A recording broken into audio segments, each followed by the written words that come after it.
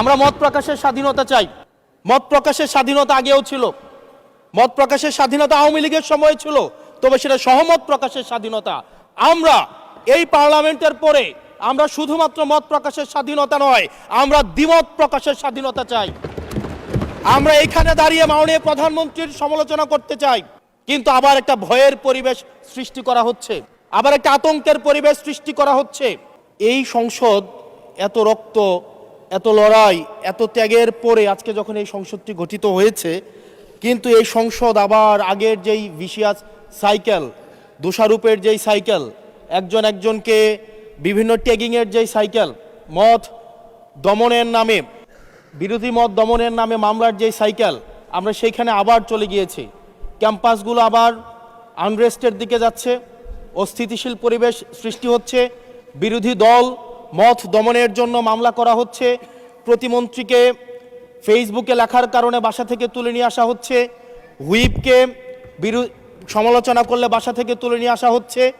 আবার আমরা আগের সংস্কৃতিতে আমরা চলে যাচ্ছি, যেখানে মাননীয় প্রধানমন্ত্রী নিজে কার্টুন শেয়ার করে বিভিন্ন স্যাটায়ার, বিভিন্ন মকারিকে প্রমোট করছে, বিরোধী মতকে প্রমোট করছে। সেইখানে এই সংসদ গঠিত হওয়ার পর থেকে আজকে পর্যন্ত 9টা ঘটনা ঘটেছে, যেখানে মত প্রকাশের জন্য আজকে বাসা থেকে তুলে নিয়ে আসা হয়েছে। মাননীয় স্পিকার, মাননীয় স্পিকার, আমরা মত প্রকাশের স্বাধীনতা চাই। মত প্রকাশের স্বাধীনতা আগেও ছিল, মত প্রকাশের স্বাধীনতা আওয়ামী লীগের সময় ছিল, তবে সেটা সহমত প্রকাশের স্বাধীনতা।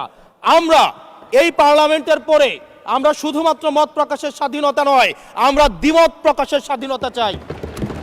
আমরা এখানে দাঁড়িয়ে মাননীয় প্রধানমন্ত্রীর সমালোচনা করতে চাই, আমরা নির্ভয়ে ফেসবুকে আমরা ব্যাকস্পেস ব্যবহার করতে চাই না, কিন্তু আবার একটা ভয়ের পরিবেশ সৃষ্টি করা হচ্ছে, আবার একটা আতঙ্কের পরিবেশ সৃষ্টি করা হচ্ছে।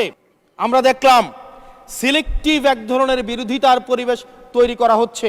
আমাদের সমাজের যারা গ্রহণযোগ্য এক ধরনের পলিটিক্যালি এলিট শ্রেণীর নারীদেরকে নিয়ে যখন সমালোচনা করা হয়, তখন সেটাকে নারীদের বিরুদ্ধে এটাকে বিবেচনা করা হয়। কিন্তু যারা পলিটিক্যালি পিছিয়ে পড়া জনগোষ্ঠী রয়েছে, গার্মেন্টস কর্মী রয়েছে, যারা হচ্ছে এই দেশের অর্থনীতির চাকাকে সচল করার জন্য রাত দিন পরিশ্রম করে যাচ্ছে, গ্রামগঞ্জের নারীরা, মায়েরা যারা রাত দিন পরিশ্রম করে যাচ্ছে, তাদেরকে যখন স্লাট শেম করা হয়, গালি দেওয়া হয়, সেটাকে আমরা নারী বিরোধিতা হিসাবে আমরা সেটাকে আমলে নেই না।